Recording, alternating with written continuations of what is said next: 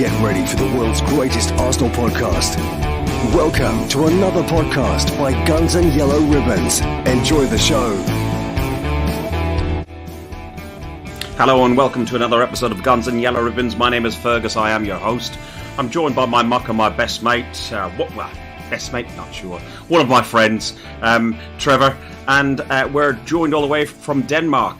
We're joined by Alex, who's one of the Danish Gooners. We are going to look back a little bit on the Brighton game. We're going to talk about that day, the 3 o'clock kickoff, the traditional sort of 3 o'clock kickoff, and the upcoming 3 o'clock kickoff against Southampton away. First and foremost, Alex, welcome to the show. How are you? Thank you very much, mate. I'm good. Thank you. And Trev, we okay? Sorry, Trev, can you adjust your camera? There's an awful lot of shine coming off that forehead. I don't know what's happened at the top. What's happened up there? He's not even been polite to me for a second. Look, I got bullied into having my hair cut. By my beautiful wife, and I was under the influence of alcohol at the time, so I agreed. Oh. But I don't regret it. It was time it went, so I'm quite happy about it. It's nice to see you don't look like Wurzel Gummidge anymore. No, true, but I quite like the scruffy look. It's me, isn't it? You know it's me. So you're looking good, mate. You're good. I look too tidy at the minute. Well, there was we met Alex and his dad in the in the pins before the game, and Alex and Gary didn't recognise you with your short hair. So yeah, it was only when I sat in there and we started talking and they gone, I know who you two are. You know, so it was, and I didn't even have the Irish accent at that point, Alex, did I? So it started off with a weird accent, Not and the Irish accent came out later. Yeah, it started building up. It did, yeah. You know what that is? That's alcohol. That's alcohol, yeah. The shit beers. Go on, Trev. Shit beers. No, yeah. I was just sitting there reading the paper. I wasn't in the best of moods because I knew I was going to have to spend a few hours in your company, Fergus. And then Alex and his dad just said, "Is anyone sitting here?" And they sat down. And to be honest, I wasn't really very talkative. I had my head buried in the newspaper, thinking about what was going on. And then, of course, when you sat down, Fergus, you, as always, you got talking to these and Alex and his dad, and we ended up having a lovely afternoon, didn't we? It was good fun. Yeah, up until the match. Oh, yeah. That's quite true. Yeah, the day was fantastic. But I was talking to somebody today, and we're talking about going away to the Southampton game, and they said, "Oh, the football's got to be better," and so on and so forth. And I said to him, "Well, you know what? Sometimes the football's just secondary to it. It's about 10% of what makes up the day." So I'm trying to add a photograph of, and it won't add at the moment. It was, I'll tell you where I'll get it. I can add it somewhere else. It was Trevor with his 2 pints, and he was double parked very early on. So. With his Guinness. Well, it was interesting, wasn't it? Because I don't know if it was your influence, Alex, but Fergus actually put his hand in his pocket and bought a beer, which is a very rare occurrence. So I jokingly said, "I'll tell you what, Fergus, since you're buying, I'll have 2. And Fergus did the honours, bought me 2 beers. So, of course, I was double parked. Happy to be double parked. But I caught up. It was all good. Good. And I was drunk after getting the ground and seeing that bloody game. Yeah. you needed something, didn't you? Let's look at the game, and then after the game, after this bit, we will talk a bit about the Danish. Actually, why not do the Danish Gooner bit first? So, you travel to an awful lot of home games and an awful lot of away games across Europe. You and your dad, and how many are in the Danish Gooners then, Alex? We are a bit over 2,500 members of Arsenal Denmark, the fan club. Okay, and I met myself and Trevor had, or I don't know who had the pleasure, but we had the pleasure of meeting your illustrious leader of the Denmark Gooners, Arsenal Denmark, when we were away in Wolves. Trevor doesn't remember, but I remember speaking to Thomas. A very nice chap indeed. So he really does a lot for the Danish community of Arsenal fans in Denmark and the whole Scandinavia. Yeah. So, do you get much of an allocation of tickets? How easy is it to get tickets? How easy is it to get over here for games?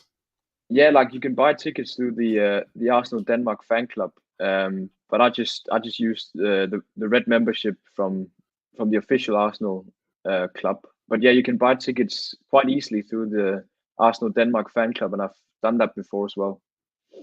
And can you get away games as well as home games? Yeah, like my first away trip was with the Arsenal Denmark fan club with my dad, and they did a trip down to the Bayern Munich game, the away game, where we lost 5-1 in 2017. And that didn't put you off. You carried on. No, we've carried on ever since. Yeah, but yeah, it's quite good what they do, all their trips and stuff. Good.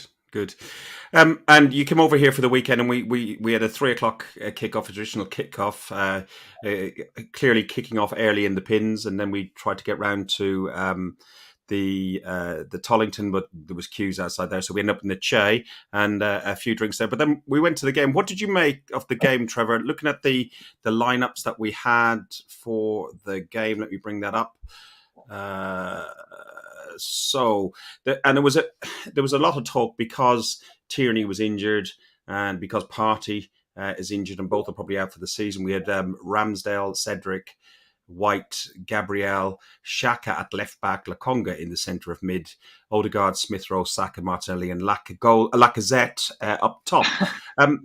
What was your thoughts on that lineup, Trev, when you saw it?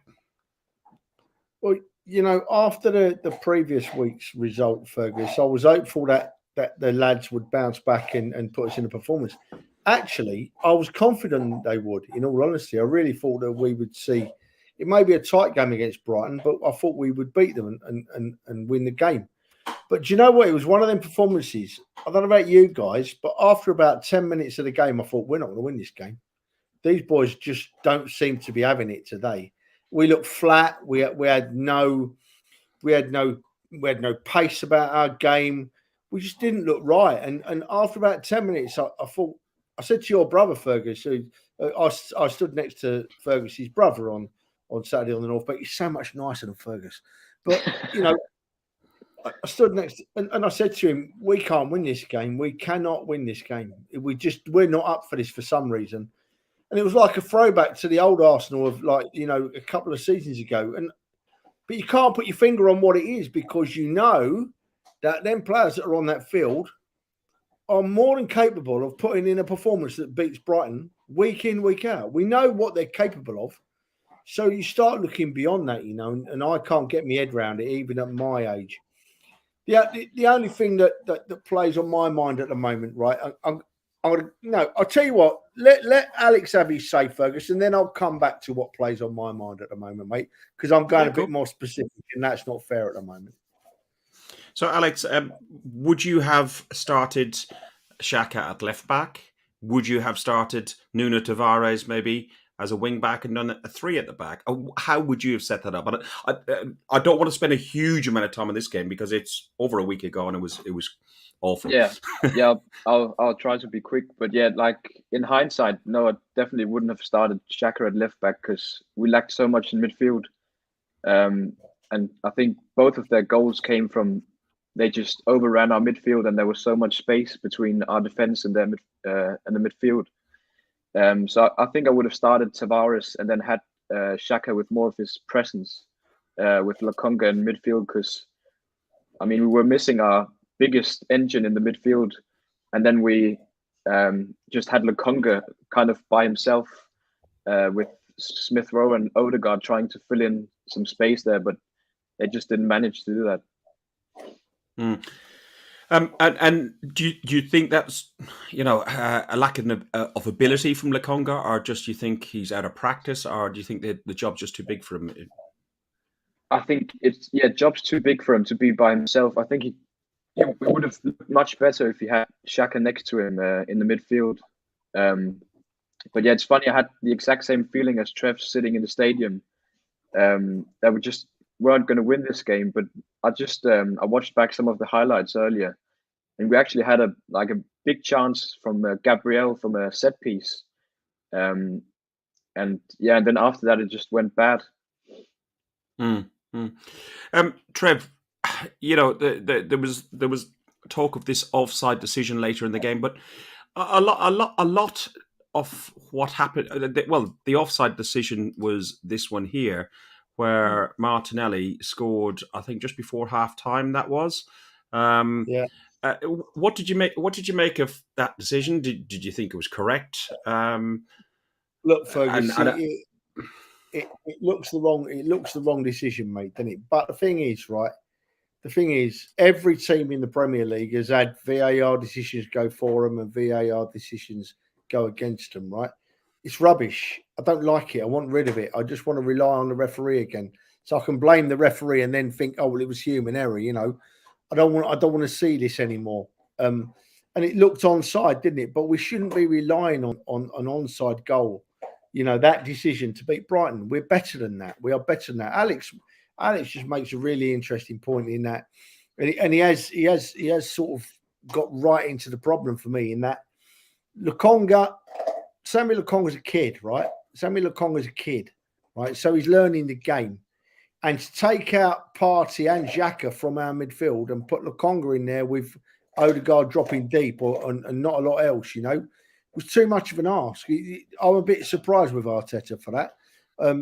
It was too much. I'd have rather him left Tavares at left back or even gone with a back three, but left Xhaka up in midfield, you know, covering for Partey. We looked very poor there. There was nothing coming from there at all.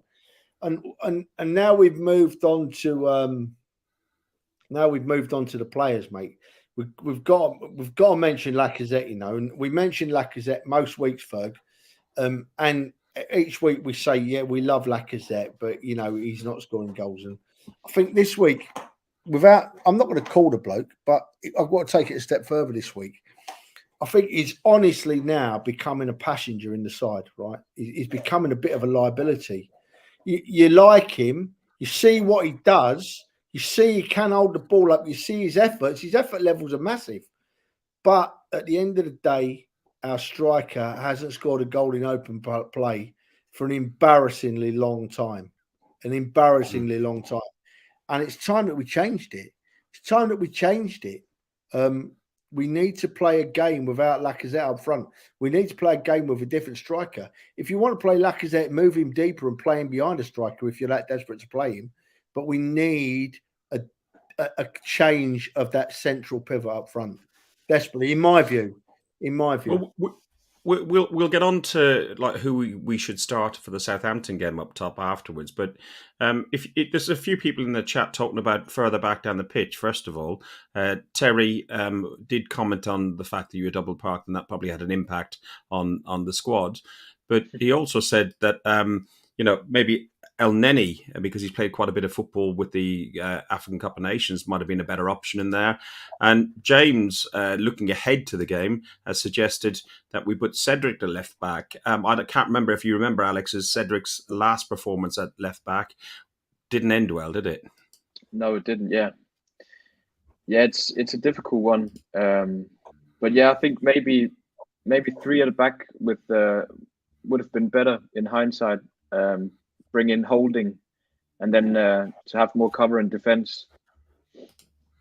Yeah, Beck's in the chat. She's also saying Holding. Yeah, Trev, do you think there's a valid point in here? Lauki73 has said Arteta, and I think some of that's flavoured with opinions on the manager because there's the people in and out and everything else as well. But forget who. Do you think Tavares' confidence is being destroyed or just knocked after those last week? I don't know if he's referring. I'm not quite sure what the reference there is. Whether it's just reference to Saturday's game as a one-off, dropping Tavares for Saturday after a couple of poor performances. I don't think he had much confidence. Anyway, he was. I don't know what's happened to him because Tavares came into the team when we played away at West Brom in the League Cup, in the Carabao Cup, and we won. Was it 6-0? Now I know it was only West Brom and it was a lower league team, but that night Tavares had an amazing game, played brilliant, and he would have looked good against anybody in the world that night. He played brilliant. And so we know there's a really good player in there. And then if his confidence is shot, what do? Do you leave him in and risk losing league position, or do you take him out and try and build his confidence again? That way, there's two ways to go. I don't have the answer to that. I mean, I'm still a firm believer that Mikel Arteta will get us right. So if he makes that decision, then I go with it, But I can see the point being made, because when a player loses his confidence, if it goes too far, it can be really difficult to ever get it back again, Alex, thoughts on Nuno? Yeah, especially when he's this young as well. I think if he would have been a bit older, it'd be easier for him to just knock it off. But yeah, when he's this young as well, it makes an impact on him. Yeah. No, I tend to agree. Listen, I think it was the right decision to take him off at Forest, and I think it was the right decision to take him off at against Palace. It's difficult to take a risk when if Arteta, I don't think he could have won whatever decision he made on Saturday, because if he had played Tavares and we'd lost, then everybody would have been, at Tavares's at Arteta's throat. Where if he had played him and said, "Oh yeah, he's done a great man management skills and stuff on there." Listen, one of the things that I noticed, like there was Toscard's goal on 28 minutes, and a goal from, I can't even pronounce it, Mipo, is it, at 66 minutes, and Odegaard got one back on the 89th minute, but before we got the goal back, about 80 minutes in, or 82 or 83 minutes in, there was fans leaving the ground on a 3 p.m. kickoff. Now, listen, I living in and around London, I understand what the public transport system can be like. I can understand people who got commitments for work, and on a late night kickoff, if it's like an 8:15 kickoff on a Friday night, or on a midweek, if it's Europa League or Champions League, I can understand people having to dash to catch the last train back. Trevor comes, I don't know how many miles, probably 150, 200 miles away to come to the game. And if the train's not there, you sometimes might have to, I'm not saying you do, Trev, but sometimes that people have to leave early. But at 3 o'clock, the game that everybody's talking about, Trev, that we want our 3 o'clocks, we want our traditional kickoffs, and people are sodding off early. Thoughts? For me, if it's their prerogative, it's they won't. It's a two-way thing. As has been proven this season, the fans won't sod off early, as you put it, Fergus, if the team's playing well, if they've got something to watch. And let's be honest, let's be straight. We didn't have anything to watch on Saturday. It was awful. It was bad. Mm-hmm. It was bad performance. And they can't moan about fans leaving early when they're turning in performances like that, and that's it. If it's like that, if we're playing well, even if we're playing well and losing, which we have done once or twice this season, played really well and losing, nobody leaves the ground. But if they're going to turn out performances like they have done against Palace, we were away, but they're going to turn out performances like they did against Brighton at home, people are going to leave early, as is their right to do. I just find that there's not really an excuse for that. I get people are fed up. I get people have the right to walk out. But as Beck said in the chat, she give her right arm to go to football and even pick up rubbish afterwards if it could mean she could go and stay longer at the game. So, and Alex, you travel how many hours to get here? Would you dream of leaving early? Nah, never. I'm probably the same as BX Gunners, especially when I travel this long. Like I'd never leave the ground early. Also because of the last home game I watched was the Wolves game, where we won it in the 95th minute, and we didn't really play too well until Pepe equalized. So yeah, no, I'd never leave early, but I understand where you're coming from with like people living a long way off and catching the last train and stuff. Sorry, Fergus has put his foot in it. I have. To be honest, there's a girl who's called Beck Scudder, and she's probably similar age to yourself in North Carolina, BX Gooner. So my apologies if I've given you the wrong gender and the wrong name and everything else. So hey, listen, we're in 2022. You can be whatever you like these days, can't you? Not turning up until the 85th minute. Arsenal seemed to turn it on in the last 5 minutes or so. Odegaard got the goal in the 89th minute. Is it good enough, Alex? No, it's never good enough losing home to Brighton, and especially when we didn't really start playing well until the 85th minute. I mean, we had some big chances as well, as I mentioned, Gabriel in the beginning of the first half, and then the second free kick we had with Odegaard, where he hit the bar, and then I can't remember. I don't know if it was Saka or Nketiah that hit the bar straight after as well. But no, it's just not good enough. Yeah, I think that was the third free kick that Odegaard hit, because there was 3 free kicks from the exact same spot. And Odegaard hit the bar, and it was Eddie that came really, really close, came like that close to the post. Trevor, at the end of the game finished 1-0. I don't want to go into it too much more, but the manager didn't appear very, very happy after the game, and he said we were very sloppy. Did you watch any of the manager's comments on Match of the Day or anything else, or did you read any of it? No. To be honest with you, I haven't watched the Arteta interview. I've heard a lot about it, and it sounds like he was as unhappy as we all are. But it's what Mikel's paid for, is to now pick those players up and show a much better performance against Southampton this weekend, which we know we're capable of doing. This is what's frustrating me a little bit. You know, we know these players are capable of better. So. But they're only young, but I still can't get this. I still really do think that, you see, Arteta mentioned it the other day, Fergus, in an interview about goals win leagues, right? Goals win. He needs a team that scores so many goals. I can't remember how many he said exactly now. He needs a team that scores so many goals. And I wonder if he was being a bit cryptic there, really, with his reference to Lacazette. I know I sound like I'm getting on Lacazette's back, but, you know, I'm not. I'm just saying it as it is. He's not scoring goals. And I think that has been the most massive problem over the last few games. We've had no outlet. When you've got, we've said it before and we'll say it again, we've got our backup goal scorers, Odegaard, Smith-Rowe, Saka, are all chipping in with a few, right? So our chipperinners, as I like to say, have been doing their bit, 8, 10, 12 goals a season. Between 3 of them, it's 30-odd goals. You need the 25, 30-goal striker, and then you're firing on all cylinders. We're only firing on 3 cylinders at the minute, and Laka is the 4th cylinder. We really need to try another option, I think. I honestly don't think Eddie Nketiah is the answer.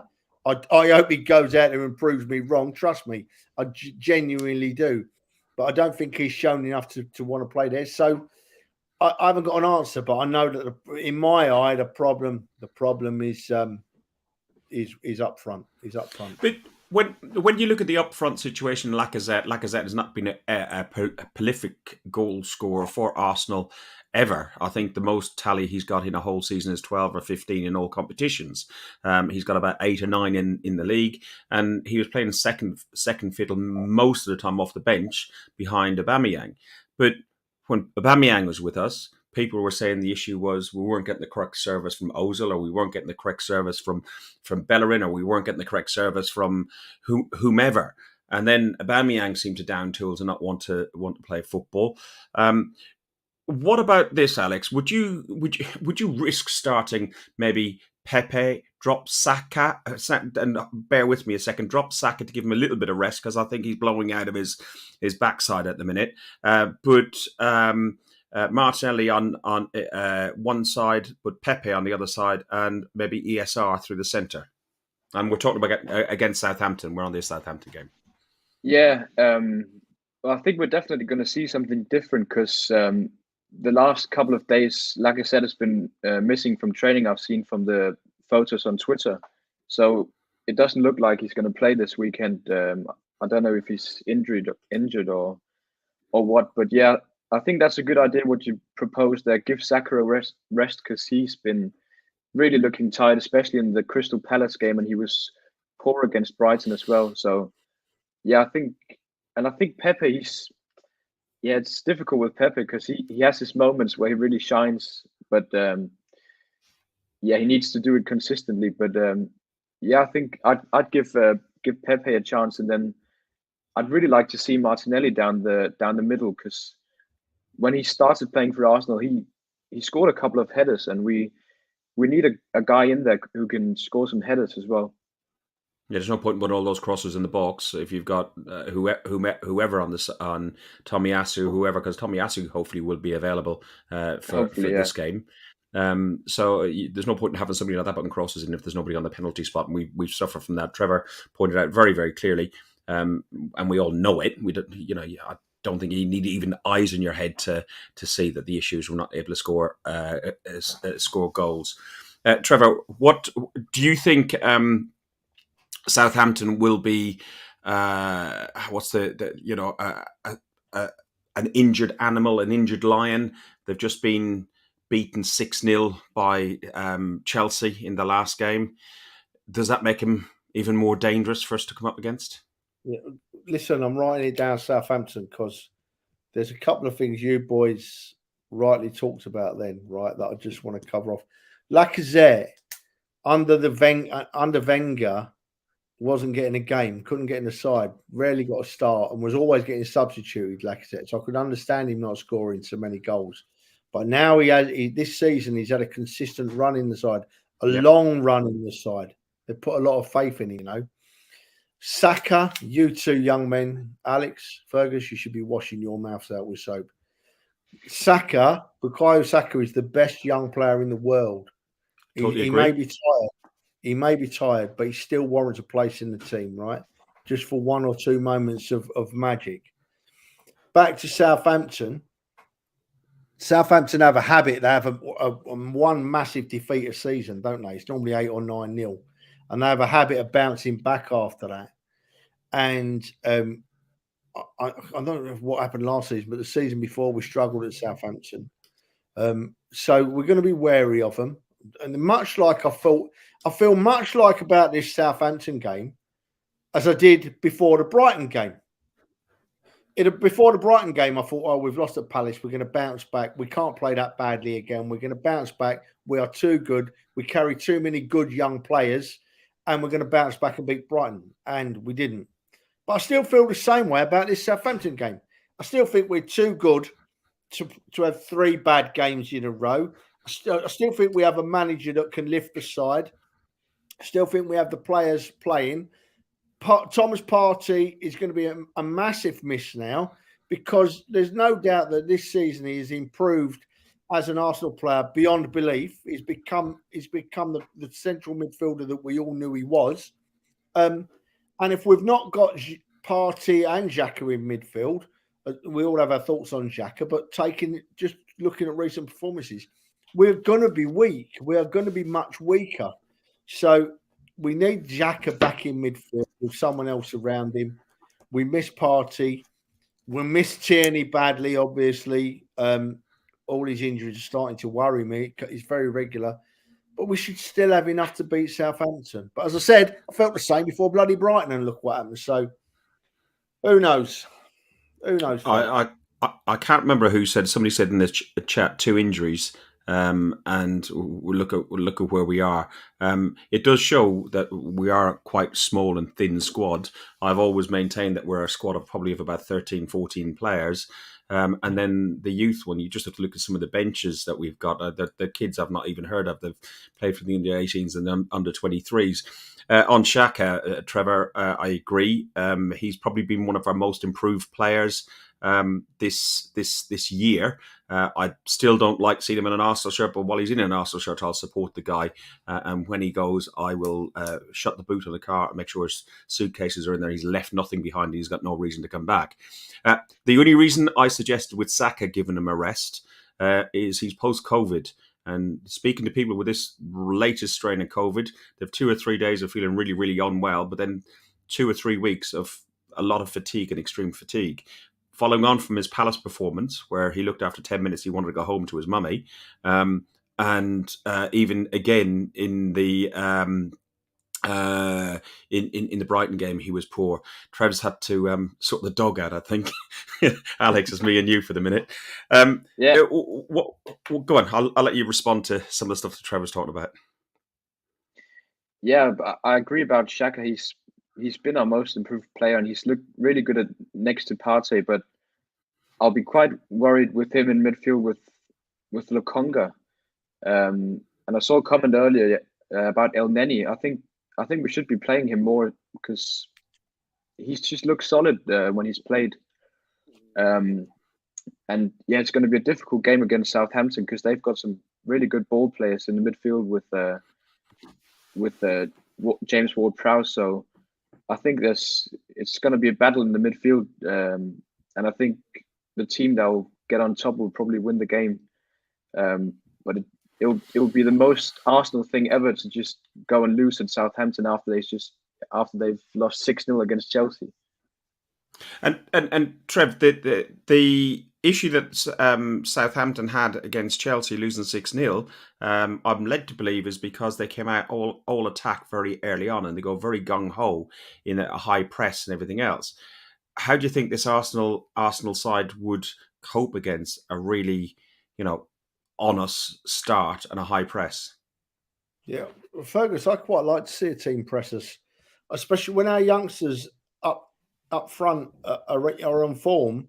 I like to see a team press us because we've got a ball player we've got ball players in White and Gabriel who can move the ball up past the press. And if our front players get the ball past the press, then they've got space to play, the youngsters, they've got space to play. So I don't mind the press coming on as long as our young lads are on form and because they can make the most of the space behind them. I just got in mind. Do you know what? I've got to make an apology to someone like El Neni. It completely slipped off my radar, El Neni, and I don't know why the hell he had. It's awful, and I apologise for that. But I think El Neni is definitely an option. And someone summed it up in the comments. Andy Fink, our friend Andy, he's a steady Eddie. Is El Neni. Very much so. He's never going to shine.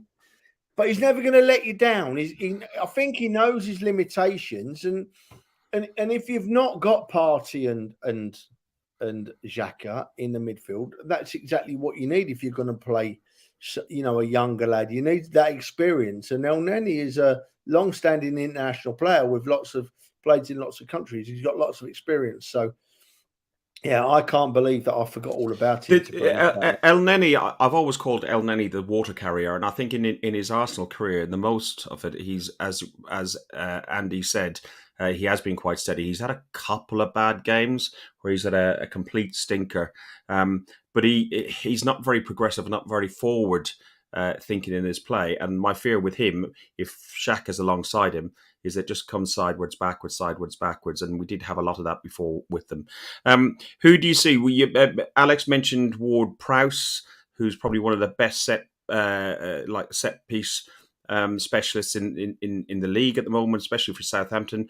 Alex, who else do you see as a major threat from the Southampton side? Well, of course, probably the best striker this season, Che Adams. I think that the guy Brocha from Chelsea, I think he's injured at the moment, so he's probably not going to play. But yeah, I think, of course, Che Adams, we have to watch out for him. And yeah, as you mentioned, Ward-Prowse, especially from the set pieces, we have to be careful from that. Trev, anybody you want to keep an eye out for? Fergus, what you ask me this question every week, my friend. And what do I say? I don't know. I don't know any Southampton players. I don't care about Southampton. Likewise. That's why I ask you, because I don't know the answer either. All I know is Southampton have got a manager with a strange sounding name. That's it. That's about it. That's about all I know. I do know we should be good enough to beat him if we play to the best of our abilities, and I thought that last week. So, yeah. So on that basis, Trev, how do we line up then? Do we do a four at the back? Who are you playing? Are you playing Cedric? Are you playing Xhaka? are you playing Holding in that left back position? Left back, I'm playing Tierney, but he ain't there. So I'll trust in what my manager says. It'll be interesting to see which way he goes, Fergus. You've stated all the options there, and they're all viable, aren't they? You know, to us looking in, what way Arteta goes, I think looking at how we played against Brighton, I would probably like to see a three at the back with wing backs, and I don't mind Tavares playing wing back. I don't mind that at all. I think going forward, the kid is good. I was talking to somebody in the week, and I think going forward, he's probably faster and better than Bellerin could be at times. But in defence, he could be worse than Bellerin in defence. So you know, he's a proper combination. Alex, how do you see us lining up then? Yeah, like I think I agree with Trev on some of the points, but I don't know. I think it will be a bit of a sign of like desperate if we start to change our system too much. So I think I'd like to see him stick to what we've done good, like in a big part of the season. I'd like to see just four at the back again. If Tomiyasu's fit, then probably I'd like to see Cedric on the left back, and then Xhaka and Lokonga in the midfield. Now, I can't remember what was said about Tomiyasu. He'd either be in training for the Southampton game or he'd be in training after the Southampton game. So I think it was probably after. Okay. Do you know what, folks? The club's been quite quiet about Tomiyasu, haven't they? You know, we heard he was close to coming back and he was training, and then he's gone again, and now we've not heard anything for a while.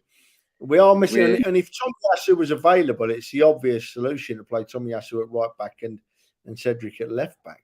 Something else, you know, do we play four at the back and bring Holding in and push White into midfield? He's played there before. He's got great feet, strong as an ox, you know. He's certainly got the skills to play there. I wouldn't think for a minute that Arteta would do it, but if we're short of a party and a Xhaka in midfield and he don't trust El Neni, why shouldn't White play in midfield in that holding role in midfield? I don't know if it was said on here or it might have been Big Tony that came along and said eventually he sees Ben White being that midfield player on front of the back four. Trev, Lacazette. So do you start Lacazette? Do you keep Lacazette on the bench as an impact sub along with Pepe? And the reason I ask that is not because of his recent form, but looking at him on the pitch. After 60 minutes against Liverpool, I wasn't able to go to the game, so I was watching it on TV. And he's doing this. He's wanting to be changed from 60 minutes. It took about 5 or 10 minutes to get somebody warmed up and ready to get him onto the pitch because they weren't expecting him to come off that quick. He's blowing out of his arse as well after 60, 65 minutes. So he can have an impact on the pitch. He can create stuff, and some of his layoff play is quite good. And if you brought him on as a sub, do you think that would be a better option than starting him? I don't think we should start Lacazette. No, Fergus, I don't. I think that the best he should hope for is a place on the bench.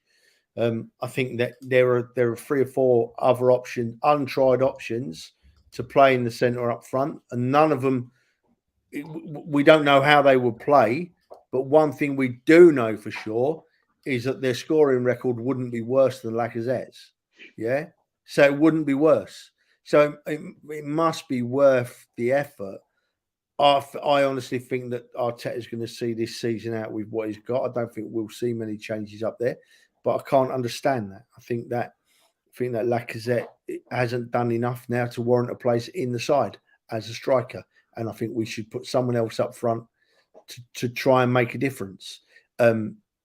Even though I said I don't trust Eddie, even if it was Eddie, it would show that our manager is thinking about what's going on and what to do. I'm a bit like Alex. I'd love to see Martinelli given a go through the middle. I think that I'm not sure about Pepe, but why not give him a go through the middle? You know, Pepe has played for Bielsa when he was at in France. I think his niece was in France. Lille, sorry. And Bielsa had him there and he scored 4 goals in something like 16 or 18 games. Bielsa left the job there to go to Leeds, and the incoming manager moved him to the wing, and he got 16, 17 goals, highest assists. He's clearly a winger. I think we were having the conversation in the pins, Alex, about Martin, who's my daughter's partner, watches a lot of German football and just general football anyway, and talked about Bayern Munich were interested in buying Pepe because of his speed, but he's so left-footed and he needs so much time on the ball that the Bundesliga, never mind the Premier League, would have been too quick for him. So what's your view? So you would not start Lacazette despite the qualities he adds to the squad, Trev, is that right? Yeah, I wouldn't start him. No, I wouldn't start him, Fergus. And I'm saying that purely on evidence of football terms, nothing personal against the man whatsoever. But from what I've seen on the field this season, no, I wouldn't start Eddie. I'd be needing the change. There's an interesting comment here, which is from Matt Bean, and he says we've got to give Harry Clarke. Now, I don't watch much Scottish or any Scottish football really. I don't watch anything but Arsenal football really. But Harry Clarke has had a good run. He's a good right back or left back. He's been doing well at Hibs. Alex, you're nodding. Have you seen some of this guy? Yeah, I've seen people speak about him on Twitter. So apparently, I haven't watched any of the games, but apparently he's doing very well at Hibernian. So yeah, it would be good to see him come back and do well, because we are lacking in fullback positions right now. Okay, and on fullback positions, as Kevin in the chat said, he was at the training ground last week for a photo shoot. Really interested to know a bit more about that. And they had to wait for Tommy to come off the treatment room. He's nowhere near fit. Wow. So that's interesting bit of inside information. You see, you got all the inside gossip on Guns and Yellow Ribbons. You don't need all these other podcasts when you got people. Yeah. So what are we predicting then? Are you going 4-0, Trev? Your usual 4-0? No, Fergus. After the last couple of weeks' results, we're not really predicting. We are taking wild guesses, aren't we? Half full of hope, half full of dread. But do you know what? I'll take a 1-0 at Southampton, Fergus, all day long. Day long. Yeah, I'll go 1-0 as Heath has done. Dan's gone for 2-1. Matt's gone for 4-1. Matt, you need to come off that German beer. It's obviously clearly too strong for you. Alex, what are you going for? Yeah, I'll definitely take a 1-0 as well. And I got to give a shout out to Matt in the comments as well, because he suggested starting Mika Birith for a fellow Dane. So I'd love to see that as well. See a Dane playing for Arsenal again. Well, we got Norwegians there. They're all the same, aren't you? Swedes, Danes, Norwegians. Yes, Scandinavians. I'd take his lordship tomorrow. I'd take his lordship tomorrow. I never thought I'd ever say that. I'll have Bentner back again. That would be good fun. I wonder, I tell you what, I wonder if he's left those Paddy Power pants behind in the dressing room, and if we put them on Lacazette, he'll get the power and score a goal within 30 seconds, like the Lord did against a Spartan lager. It's American. Oh, I've done it. That's twice today. I've done it. I'm offending the Americans left, right, and centre. They're going to be calling me Putin by the end of the show at this rate. Yeah. Was it Spanish? The beer you've got? Yeah, San Miguel. A bit of San Miguel. So I'm keeping it European, being an Irishman. We got an Irishman, a Dane, and an Englishman on here. Listen, next 4 fixtures, huge fixtures. We talked about Southampton away.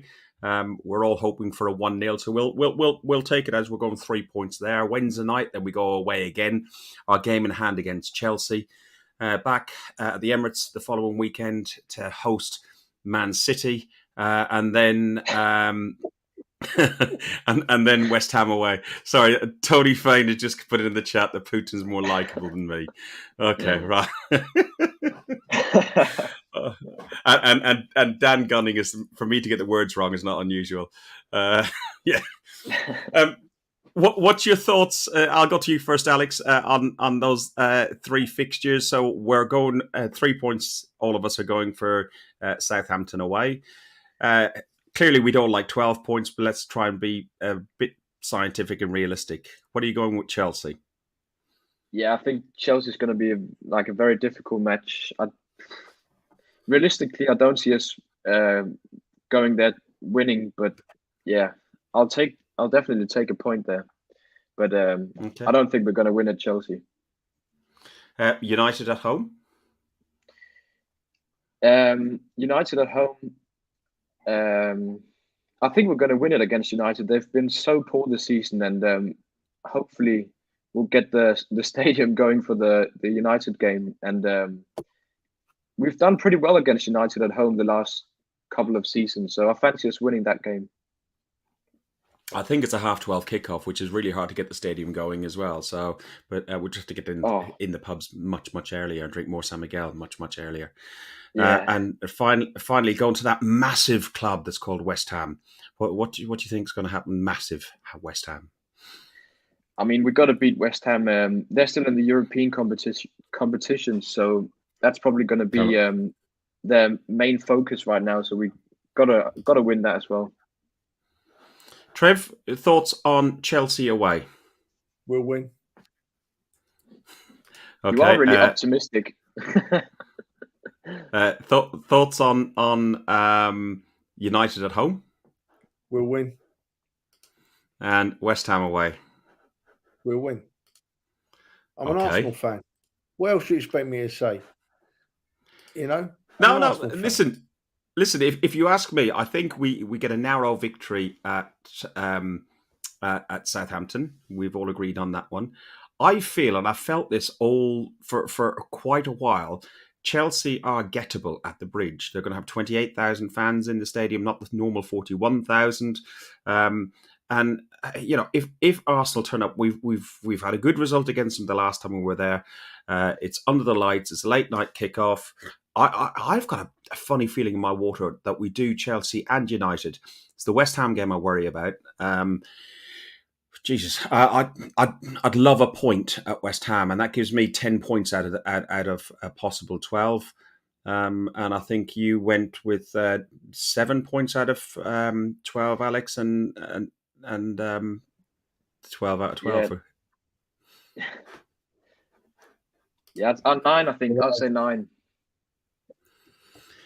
So who we got? Mr. Arsenal podcast says get 10 out of the next 12.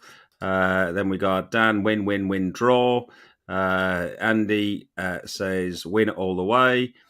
So yeah, there's a few people in the chat who are quite positive, and I think, you know what, as Arsenal fans, sorry, Terry's come along. He's got a funny feeling in his water called old age as well. So, but as Arsenal fans, I think we need to be quite optimistic. Trev, we had a message from our good friends from the Arsenal history today about this chap here, who has. I'll leave you talk about this man, because you know all about the old football a little bit more than me. Cool. This lad was even before my time. Con Sullivan. He was the oldest surviving Arsenal player. He's the oldest surviving person that had played for the Arsenal. He played 32 first-team games between 1953 and 1958. And he sadly passed away today, Fergus. So it's only fair that we give him a mention, and we send our condolences to his family and his friends. And may he rest in peace. And we hate to lose a Gooner. But so the oldest player now alive from the Arsenal is another goalkeeper, because Con Sullivan was a goalkeeper, and the oldest player surviving now is another goalkeeper called Jim Standen, who's 86 years young, and let's hope he's about for many, many more years to come, mate. Eh? But rest in peace, Con Sullivan. A sad loss to Arsenal Football Club today, and I'm sure we'll hear more about it from the Arsenal themselves. And he was involved in. We'll share this on Twitter. If you go to Arsenal history on Twitter, and Andy Kelly shared it on Twitter, and his Twitter status is Gooner_AK about Con Sullivan, and this article where he was involved in a very strange own goal as well. It was a bizarre thing at the time. There's a couple of things I want to mention as well before we finish. We're not going to finish just yet because there's a couple of other things, but I do want to tell people to get your Gooner. The Gooner sent an email out to some people in lockdown, sent to survive. With people not buying it, they asked for more people to get involved in subscriptions, which thankfully did save the Gooner. But with ongoing increase in costs left, right and centre, they're asking for more people to get your Gooner because printing costs and production costs are escalating like they are for everybody else. So if you haven't subscribed to the Gooner, get your Gooner. There's always some great articles in there. Ben Bennett, who's been on here, has some of his songs in there. Dan Mountney, a friend of the show, and many other people who have been on here at some point or another have had some sort of involvement of a great fanzine that's been around for quite a while. Party. I asked this question of Trevor, and he was, why are you even going to ask this question? There was an article that I read in one of the sports clips that comes up, and I put it up on Arsenal Arsenal. I don't know which one was in, Trev. I post loads of them on Arsenal Fans Forum every day, and it was that Arsenal are considering selling Thomas Partey because he hasn't fulfilled his billing from when he came in from Atletico. Alex, you know you're going to get an absolutely stupid response from the old guy up in the top corner over there. What's your thoughts on Partey? Would you consider selling him? I didn't say which corner. I just said corner. Yeah, he has got some funny opinions, the old man. But I agree with him on this one. I'd never consider selling Partey. He's been so valuable this season, and he's proved that he's got the level to carry us forward into the Champions League places if he's able to stay fit, which he hasn't really been. But no, I'd never consider selling him at this point. No. Do you think he's lived up to the fanfare that there was around the player when he was signed? Do you believe, like, that the £45 million buyout clause, the deadline day dash? Do you think he fulfilled that billing yet? I mean, that's difficult to live up to, but I think it's only been the injuries holding him back. Because, I mean, the last many games he's been so good for us, and he just makes such a difference, and he has such a presence in the midfield, and he's kind of the leader in midfield we've been wanting for so long. So he's been valuable. I'd agree that up until the international break, from the previous international break, he did look like that player, and he did look like, I think Partey's finally arrived. Trev, thoughts on Partey? Do you think he's lived up to the billing? And I know what you're going to say about the next bit. Would you sell him? No, well, after a slow start, he's gradually been growing into our club, hasn't he? And he's gradually, you can see the steady improvement. You watch him week in, week out, and he gets a better and a better player. And I think that next season he will only get better again. So hopefully they're not thinking of selling him. It would be a silly move, unless, as James said, there's some kind of injury or some kind of problem there. Partey has improved right through this season. He's now looking a class act, and he's looking the player we thought we were buying when we got him. And I think he'll only improve next season. So no, of course I don't want us to sell him. It'd be the newspapers fishing for a story, hopefully. Yeah, hopefully. And the other Spanish influence, Unai Emery has got through to the semi-finals of the Champions League. There's the amount of twatter on Twitter was absolutely unreal. The love that was shown for a man that was not necessarily he was definitely hounded out by some players, but for that there was quite a large proportion of people saying enough of Unai Emery, and Unai's got to go, and so on. Towards the end of his tender, they were talking about very negative play. We were delighted when he first signed with some of the pressing and the hard work in the training ground. Alex, what's your thoughts of the Unai Emery loving at the moment? Try and take yourself off mute, mate. Sorry. That's all right. Yeah, I'd love to see him do well, as me and Trev spoke about before coming on here. But I mean, I would have loved to see him get a bit more time at Arsenal, because he just didn't have the squad, and there was so much toxicity in the squad as well, with Aubameyang especially, and Ozil, and I don't think he had the authority as well. But that's the thing I like about Arteta. He seems to have more authority in the squad. But when you see how well coached that Villarreal squad is, and how they managed to do so well over 180 minutes against Bayern Munich, I would have just loved to see what he could have done with the squad we have now and the project that Arteta is doing. Trev, were you calling for Unai to return? To return? You know what I mean. People were going, "Oh, what if? What we would have been like?"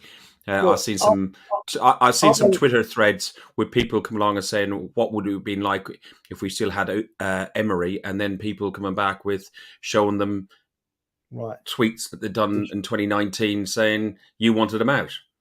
Look, I'm on record on this very podcast as saying that I thought Emery was shafted by Arsenal fans, and that he was a very good manager, and that he, with the players he inherited and with the legacy of Wenger to follow, it was always going to be a very difficult, long job. It wasn't going to come easy. The Arsenal fans on Twitter, in my opinion, some Arsenal fans on Twitter were absolutely atrocious. They were calling him for his lack of English. He could speak English, but he had a very strong Spanish accent. Understandable, really, when he's Spanish. Huh?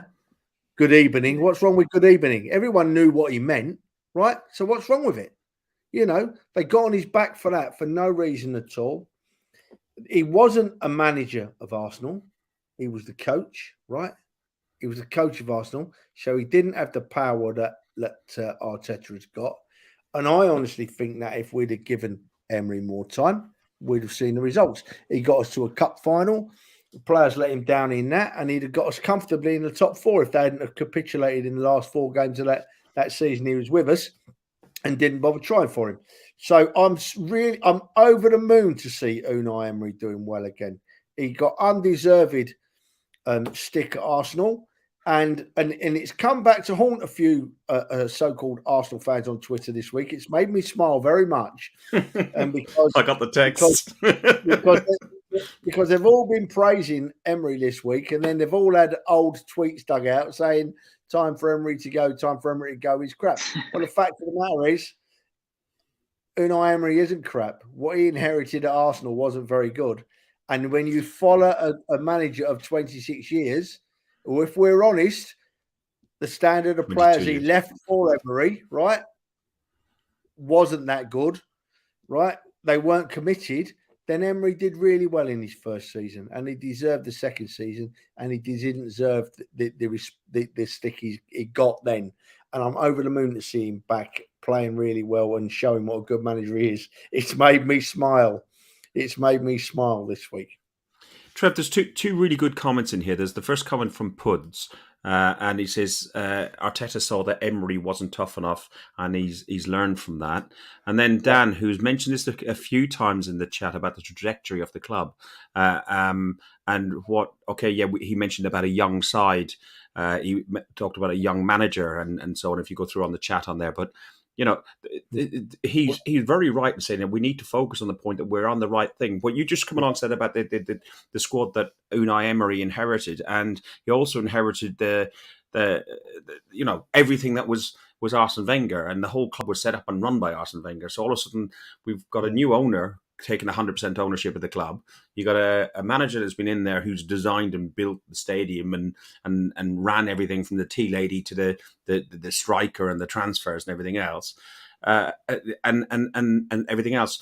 And you look at what Arteta is having to do now with the squad, getting rid of the bad eggs, the bad influences of the Ozils and the Aubameyangs and others. There's many others. There was cliques within the dressing room who turned on Emery as well in Baku, which I've said on several times, and you know it's really important for if you go back to the end of Emery, the end of Wenger's era, people were starting to, get all toxic, get all, and it's not good.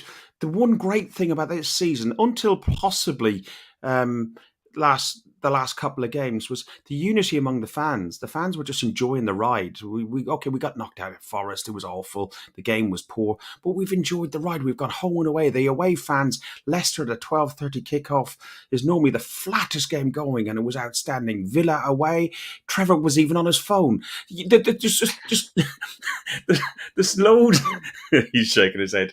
But it's been absolutely fantastic, and I've had in a message group somebody slagging me off for being a bit too pro Arteta, but I don't want to go through what Man United have gone through.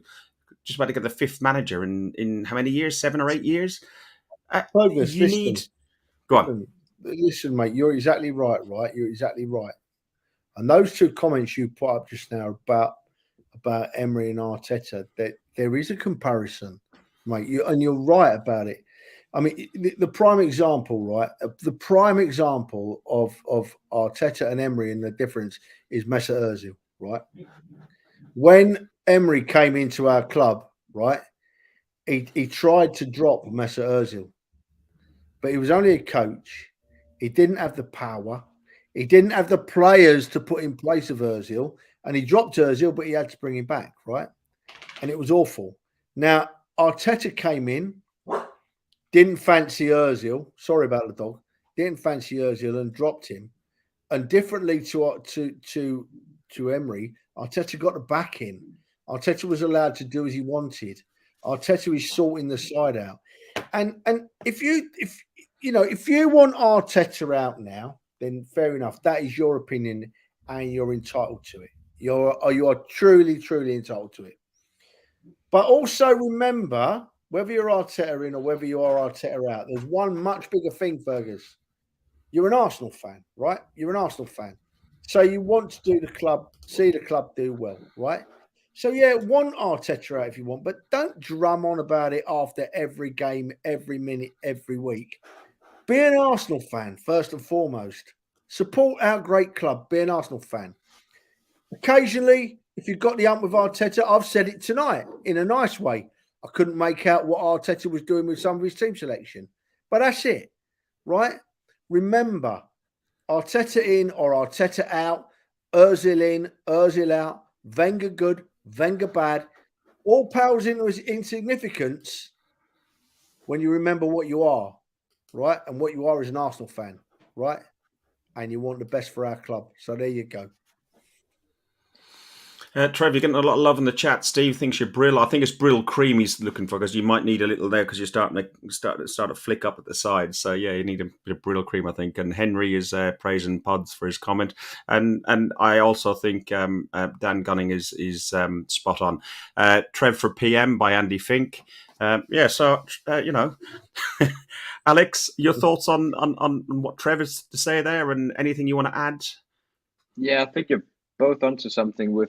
We've got a lot more unity around the club now. I don't see as many people saying Arteta out as when Unai Emery was in the club. And also, like in Denmark, we've got a designated Arsenal pub in Copenhagen. And even though the last couple of games we've been losing, I see much more people coming for every game into the pub, even doing bad, doing good. There's just so much more unity, and I think people are on board with the project as well, and they see like so many young, exciting players as well. So I think that really helps as well. I've got a mixture of supporters of different teams in my local pub, predominantly West Ham and Tottenham and Arsenal, but there are some Chelsea, there's some Leeds, and a smattering of other QPR and Millwall and so on. And everybody but a man talks about, and there was a Man United fan I was talking to the other day. He said, when you look at Man United, you get a collective of individuals, but when you look at Arsenal, you've got a bunch of young talent that's probably the best young talent out there, and looks like it's got great potential. And I do have to agree with that, but we just don't have enough of it with the 13 I talked about early on. So anything to say finally, Alex, have you enjoyed your first podcast, and when are you back over to join us again? Yeah, because I think it's your round. Definitely enjoyed that. Thank you for bringing me on as well. I haven't planned yet. Sorry. Go on. Sorry. Go on. Go. No, I was just saying I haven't planned the next trip yet. I got tickets for 2 of my friends, so they're going over for the Manchester United game. But yeah, loads of exams coming up, so hopefully I'll be back next season. And you're okay with having Norwegians in the chat because Truls is in Norway. You're okay with that? I love that. Love a fellow Scandinavian. Just like IKEA on here, Trev, isn't it? It's been good fun tonight, Fergus. It's been lovely having Alex on, getting the young voice and the overseas voice as well, and you speak a lot of sense, Alex.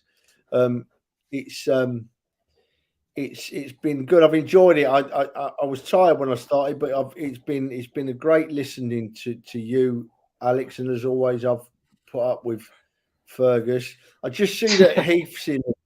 Our good friend Heath Keogh's in the chat, and his nephew's been playing for England under 18s and doing really well. So good on you, Heath. Hope he continues to do well, mate, and all the best. And Heath is now being rude in the chat, so we're going to ignore Heath now for a bit. So. I think he likes blonde-haired ladies by the looks of it. So, listen, you have been listening to an Arsenal podcast by Arsenal fans for Arsenal fans. This is Guns and Yellow Ribbons. If you like what we do, please, click the like button on YouTube. Go and follow us on YouTube. We are here on Facebook and Twitter as well. Alex, thank you very, very much for joining us. We'll have you on again, and hopefully the next time you're in London, you can buy Trevor a beer, but only the one, because you know what he's like if you buy him 2. He goes a little bit wobbly.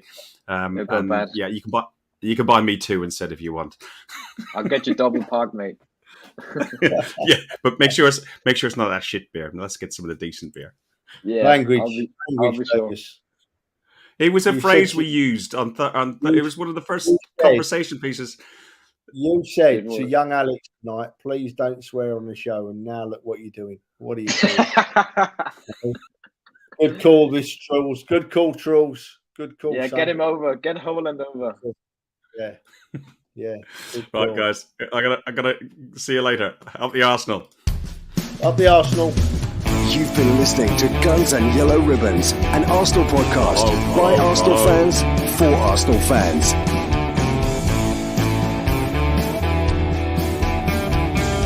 Follow us on Facebook at Guns and Yellow Ribbons and Twitter at Guns and Ribbons.